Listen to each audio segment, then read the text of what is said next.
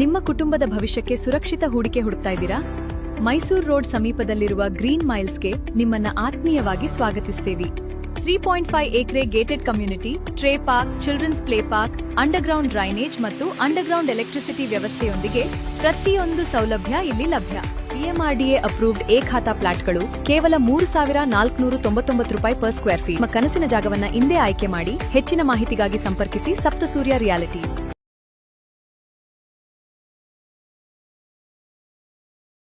ಪಟ್ಟಣದ ಮಿನಿ ವಿಧಾನಸೌಧದ ಎದುರು ನಿರ್ಮಿಸಲಾಗಿರುವ ಡಾಕ್ಟರ್ BR ಅಂಬೇಡ್ಕರ್ ಅವರ 12 ಅಡಿ ಕಂಚಿನ ಪ್ರತಿಮೆಯನ್ನು ಮುಂಗಾರು ಅಧಿವೇಶನ ಮುಗಿದ ನಂತರ ಉದ್ಘಾಟನಾ ಕಾರ್ಯಕ್ರಮ ನಡೆಯಲಿದೆ ಎಂದು ದಲಿತ ಪರ ಸಂಘಟನೆಗಳ ಮುಖಂಡರು ತಿಳಿಸಿದರು. ಪಟ್ಟಣದ ಪತ್ರಕರ್ತರ ಭವನದಲ್ಲಿ ಪತ್ರಿಕಾ ಸುದ್ದಿಗೋಷ್ಠಿಯಲ್ಲಿ ಭೀಮ್ ಆರ್ಮಿ ಕರ್ನಾಟಕ ಏಕತಾ ಮಿಷನ್ ಸಂಘಟನೆಯ ತಾಲೂಕು ಅಧ್ಯಕ್ಷ ಹಿರಿಬೀಳ್ತಿ ಮಂಜುನಾಥ್ ಮಾತನಾಡಿ, 2025 ನವೆಂಬರ್ ತಿಂಗಳಲ್ಲಿ ಶ್ರವಣಬೆಳಗೊಳ ವಿಧಾನಸಭಾ ಕ್ಷೇತ್ರದ ಶಾಸಕರಾದ CN ಬಾಲಕೃಷ್ಣರವರ ಸಹಕಾರದಿಂದ ಸಂವಿಧಾನ ಶಿಲ್ಪಿ ವಿಶ್ವರತ್ನ ಡಾಕ್ಟರ್ BR ಅಂಬೇಡ್ಕರ್ ಅವರ ಕಂಚಿನ ಪುತ್ಥಳಿಯನ್ನು ತಾಲೂಕು ಕಚೇರಿ ಮುಂಭಾಗ ಅಳವಡಿಸಲಾಗಿದೆ. ಜನವರಿ 26 ಗಣರಾಜ್ಯೋತ್ಸವ ದಿನದಂದು ಸರ್ಕಾರದ ಸಚಿವರುಗಳನ್ನು ಆಹ್ವಾನಿಸಿ ಪ್ರತಿಮೆ ಅನಾವರಣಕ್ಕೆ ತೀರ್ಮಾನಿಸಲಾಗಿತ್ತು. ಅಂದಿನ ಜಿಲ್ಲಾ ಉಸ್ತುವಾರಿ ಸಚಿವರು, ಸಮಾಜ ಕಲ್ಯಾಣ ಇಲಾಖೆ ಸಚಿವರನ್ನೂ ಕೂಡ ಆಹ್ವಾನಿಸಲಾಗಿತ್ತು. ತಾಲೂಕಿನ ಕೆಲ ದಲಿತ ಪರ ಸಂಘಟನೆಗಳಲ್ಲಿ ಮೂಡಿದ ಭಿನ್ನಾಭಿಪ್ರಾಯಗಳಿಂದ ದಿನಾಂಕವನ್ನು ಮುಂದೂಡಲಾಗಿತ್ತು. ಇದೀಗ ಬದಲಾದ ರಾಜಕೀಯ ಸನ್ನಿವೇಶದಲ್ಲಿ ನಮ್ಮ ಜಿಲ್ಲೆಯವರೇ ಜಿಲ್ಲಾ ಮಂತ್ರಿಯಾಗಿದ್ದಾರೆ. ಮುಂಗಾರು ಅಧಿವೇಶನ ಮುಗಿದ ನಂತರ ಹಾಸನ ಜಿಲ್ಲಾ ಉಸ್ತುವಾರಿ ಸಚಿವರೊಂದಿಗೆ ಚರ್ಚಿಸಿ ಉದ್ಘಾಟನಾ ದಿನಾಂಕವನ್ನು ನಿಗದಿಗೊಳಿಸುವಂತೆ ಸ್ಥಳೀಯ ಶಾಸಕರಲ್ಲಿ ಎಲ್ಲ ದಲಿತ ಪರ ಸಂಘಟನೆಗಳ ಮುಖಂಡರು ಮನವಿ ಮಾಡಿದ್ದು, ಇದಕ್ಕೆ ಶಾಸಕರು ಪೂರಕವಾಗಿ ಸ್ಪಂದಿಸಿದ್ದು ಅತಿ ಶೀಘ್ರದಲ್ಲೇ ದಿನಾಂಕವನ್ನು ನಿಗದಿಪಡಿಸುತ್ತಾರೆ ಎಂದರು. ಬಾಬಾ ಸಾಹೇಬ್ ಅಂಬೇಡ್ಕರ್ ಅವರ ಪ್ರತಿಮೆ ಅನಾವರಣ ವಿಳಂಬಕ್ಕೆ ತಾಲೂಕು ಆಡಳಿತದ ಹಸ್ತಕ್ಷೇಪವಿಲ್ಲವೆಂದರು. ದಲಿತ ಮುಖಂಡರು ಹಾಗೂ ಶ್ರವಣಬೆಳಗೊಳ ಗ್ರಾಮ ಪಂಚಾಯಿತಿ ಮಾಜಿ ಅಧ್ಯಕ್ಷರಾದ SL ಲಕ್ಷ್ಮಣ್ ಮಾತನಾಡಿ, ಪ್ರತಿಮೆ ತಂದು 10 ತಿಂಗಳಾಗಿದ್ದು ಇದುವರೆಗೂ ಉದ್ಘಾಟನೆಯಾಗದಿರುವುದು ಎಲ್ಲರಿಗೂ ನೋವು ತಂದಿದೆ. ಇದಕ್ಕೆ ಸರ್ಕಾರದ ಮಟ್ಟದಲ್ಲಿ ಆದ ಕೆಲವು ಘಟನೆಗಳು ಕಾರಣ.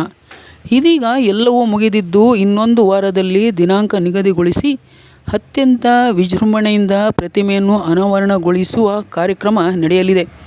ಇದಕ್ಕೆ ತಾಲೂಕಿನ ಎಲ್ಲ ಸಂಘಟನೆಗಳು ಸಹಕಾರ ನೀಡಬೇಕೆಂದು ಮನವಿ ಮಾಡಿದರು. ಸುದ್ದಿಗೋಷ್ಠಿಯಲ್ಲಿ ದಲಿತ ಪರ ಸಂಘಟನೆಗಳಾದ ಮುಖಂಡರಾದ CP ಮಂಜುನಾಥ್, ತ್ಯಾಗ್ಯಮ್ಮ ಬಡಾವಣೆ ನವೀನ್, ರವಿ ಕುಂಬಾರಳ್ಳಿ, AK ಕಾಲೋನಿ ಕೃಷ್ಣ, ಇಮ್ರಾನ್ ಪಾಷಾ ಸೇರಿದಂತೆ ಇತರರು ಉಪಸ್ಥಿತರಿದ್ದರು. ವರದಿ IK Manjunath, Channarayapatna. Sir Manjunath Hiribilti, Bhim army Karnataka Ekata mission taluk ಅಧ್ಯಕ್ಷ. ಭೀಮ್ ಆರ್ಮಿ ಕರ್ನಾಟಕ ಏಕತಾ ಮಿಷನ್ ಸಂಘಟನೆಯ ತಾಲೂಕು ಅಧ್ಯಕ್ಷ. ಕರ್ನಾಟಕ ಏಕತಾ ಮಿಷನ್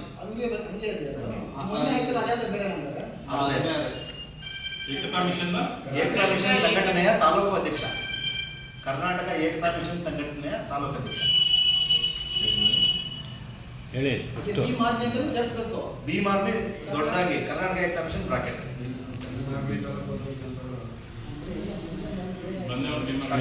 ಬೇರೆಯವರು ಹೇಳಿ.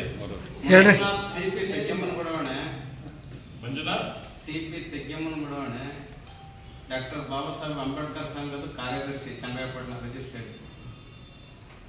ಅಂಬೇಡ್ಕರ್ ಸಂಘದ ಸಂಘ ಕಾರ್ಯದರ್ಶಿ.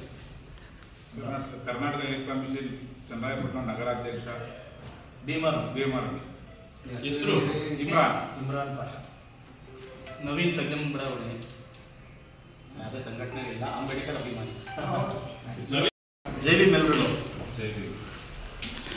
ಮಾನ್ಯ ಅಧ್ಯಕ್ಷರು, ಕಾರ್ಯನಿರತ ಪತ್ರಕರ್ತರ ಸಂಘ ಹಾಗೂ ಎಲ್ಲ ಪದಾಧಿಕಾರಿಗಳು ಹಾಗೂ ಎಲ್ಲ ನಿರ್ದೇಶಕರುಗಳಿಗೆ ತಿಳಿಯಪಡಿಸಿದ್ದೇನೆಂದರೆ, ಇದೇ ವರ್ಷದ ಜನವರಿ 26ನೇ ತಾರೀಕು ಚನ್ನರಾಯಪಟ್ಟಣ ತಾಲೂಕು ಆಡಳಿತ ಕಚೇರಿ ಮುಂಭಾಗದಲ್ಲಿ ಏನು ಪ್ರತಿಷ್ಠಾಪನೆ ಆಗಿದೆ 12 ಅಡಿ ಕಂಚಿನ ಪ್ರತಿಮೆಯನ್ನು ಕಳೆದ ವರ್ಷ ತಾನೇ ನಮ್ಮ ಶಾಸಕರ ನೇತೃತ್ವದಲ್ಲಿ ಎಲ್ಲ ದಲಿತ ಪರ ಸಂಘಟನೆಗಳ ಅಧ್ಯಕ್ಷರು, ಪದಾಧಿಕಾರಿಗಳ ನೇತೃತ್ವದಲ್ಲಿ ಅದ್ಭುತವಾದಂಥ ಒಂದು ಕಂಚಿನ ಪ್ರತಿಮೆಯನ್ನು ಮಾಡಿ ಅದನ್ನು ಅದ್ದೂರಿಯಾಗಿ ಬರಮಾಡಿಕೊಂಡು ತಾಲೂಕು ಕಚೇರಿ ಆವರಣದಲ್ಲಿ ಪ್ರತಿಷ್ಠಾಪನೆ ಮಾಡಿದ್ದು. ಜನವರಿ 26ನೇ ತಾರೀಕು ಗಣರಾಜ್ಯೋತ್ಸವ ಇದೇ ವರ್ಷದ ಆರಂಭದಲ್ಲಿ ಉದ್ಘಾಟನೆ ಮಾಡಬೇಕು ಅಂತೇಳಿ ಹಾಸನ ಜಿಲ್ಲಾ ಅಧಿಕಾರಿಗಳು ಹಾಗೂ ಅವತ್ತಿನ ಉಸ್ತುವಾರಿ ಸಚಿವರಾದಂಥ ಕೃಷ್ಣ ಬೈರೇಗೌಡರು ಸರ್ ಹಾಗೂ ಸಮಾಜ ಕಲ್ಯಾಣ ಇಲಾಖೆ ಸಚಿವರಾದಂಥ ಎಚ್.ಸಿ. ಮಾದೇವಪ್ಪನವರು ಎಲ್ಲರ ಸಮ್ಮುಖದಲ್ಲಿ ಗಣರಾಜ್ಯೋತ್ಸವ ದಿನ ಜನವರಿ 26ರಂದು ಉದ್ಘಾಟನೆ ಮಾಡಬೇಕಾಗಿತ್ತು. ಕೆಲ ಕಾರಣಾಂತರಗಳಿಂದ ಸಣ್ಣ ಪುಟ್ಟ ಲೋಪದೋಷಗಳಿಂದ ಅವತ್ತು ಉದ್ಘಾಟನೆ ಮಾಡೋಕ್ಕಾಗಿಲ್ಲ. ಅದರ ಮುಂದುವರೆದಂತೆ ಸರ್ಕಾರದ ಏನೇನು ಬದಲಾವಣೆಗಳಾಗಿದೆ ಅದೆಲ್ಲ ನಿಮಗೆ ಗೊತ್ತಿದೆ. ಈಗ ಮಾನ್ಯ ಶಾಸಕರ ನೇತೃತ್ವದಲ್ಲಿ ಈಗೇನು ಪ್ರಸ್ತುತವಾಗಿ ಅಧಿವೇಶನ ನಡೀತಾ ಇದೆ. ಅಧಿವೇಶನ ಮುಗಿದ ನಂತರ ಚನ್ನರಾಯಪಟ್ಟಣದ ತಾಲೂಕು ಆಡಳಿತ ಕಚೇರಿ ಮುಂಭಾಗದಲ್ಲಿರ್ತಕ್ಕಂಥ 12 ಅಡಿ ಕಂಚಿನ ಪ್ರತಿಮೆಯನ್ನು ಅದ್ಧೂರಿಯಾಗಿ ಬಹು ವಿಜೃಂಭಣೆಯಿಂದ ಮಾಡಬೇಕು ಅಂತೇಳಿ ಚನ್ನರಾಯಪಟ್ಟಣ ತಾಲೂಕಿನ ಎಲ್ಲ ದಲಿತ ಪರ ಸಂಘಟನೆಗಳ ಒಕ್ಕೂಟದ ಅಧ್ಯಕ್ಷರು ಹಾಗೂ ಪದಾಧಿಕಾರಿಗಳು ಹಾಗೂ ಎಲ್ಲ ಏನು ಸಂಘ ಸಂಸ್ಥೆಗಳ ಮುಖಂಡರ ಒತ್ತಾಸೆಯ ಮೇರೆಗೆ ಮಾನ್ಯ ಶಾಸಕರು ಹಾಗೂ ಏನು ಜಿಲ್ಲಾಡಳಿತ ತಾಲೂಕು ಆಡಳಿತದ ವತಿಯಿಂದ ಅದ್ದೂರಿ ವಿಜೃಂಭಣೆಯಿಂದ ಮಾಡ್ತೀವಿ ಅಂತೇಳಿ ಈ ಮುಖಾಂತರ ತಮಗೆ ತಿಳಿಸ್ತಾ ಇದ್ದೀನಿ. ಇದರಲ್ಲಿ ತಾಲೂಕು ಆಡಳಿತದ ಯಾವುದೇ ವೈಫಲ್ಯ ಮತ್ತೊಂದು ಏನೂ ಇಲ್ಲ. ಒಂದು ಸಣ್ಣ ಪುಟ್ಟ ಸಮಸ್ಯೆಗಳಿಂದಾಗಿ ಕಾರ್ಯಕ್ರಮ ಮುಂದೂಡಿದ್ರಿಂದ ಕ್ಷಮೆಯನ್ನು ಯಾಚಿಸ್ತಾ ಇದ್ದೇವೆ. ಇನ್ನೇನು ಮುಂದಿನ ವಾರದಲ್ಲೇ ಉದ್ಘಾಟನೆಯನ್ನು ಅದ್ದೂರಿಯಾಗಿ ಮಾಡಲು ನಾವು ರೆಡಿ ಇದ್ದೇವೆ. ತಾಲೂಕು ಶಾಸಕರ ನೇತೃತ್ವದಲ್ಲಿ ಹಾಗೂ ಉಸ್ತುವಾರಿ ಸಚಿವರ ಪ್ರಸ್ತುತ ಏನು ಉಸ್ತುವಾರಿ ಸಚಿವರು ಶಿವಲಿಂಗೇಗೌಡರ ನೇತೃತ್ವದಲ್ಲಿ ಕಾರ್ಯಕ್ರಮ ಜರುಗುತ್ತೆ. ಬನ್ನಿ ರಮಣ. ಎಲ್ಲ ಆತ್ಮೀಯ ಪತ್ರಕರ್ತ ಬಂಧುಗಳೇ,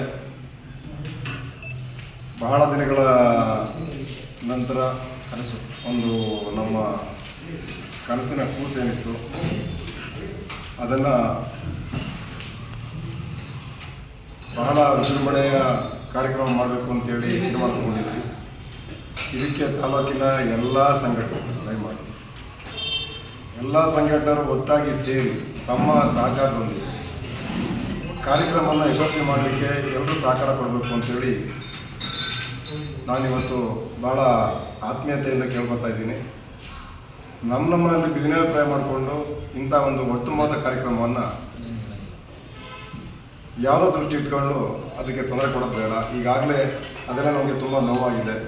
ದಯಮಾಡಿ ಎಲ್ಲರೂ ಸಹಿತ ಈ ವಿಷಯಕ್ಕೆ ಸಹಕಾರ ಕೊಡಬೇಕು ಅಂತೇಳಿ ಮನವಿ ಮಾಡ್ತಾ, ಆಲ್ರೆಡಿ ಈಗ ಮಾನ್ಯ ಶಾಸಕರು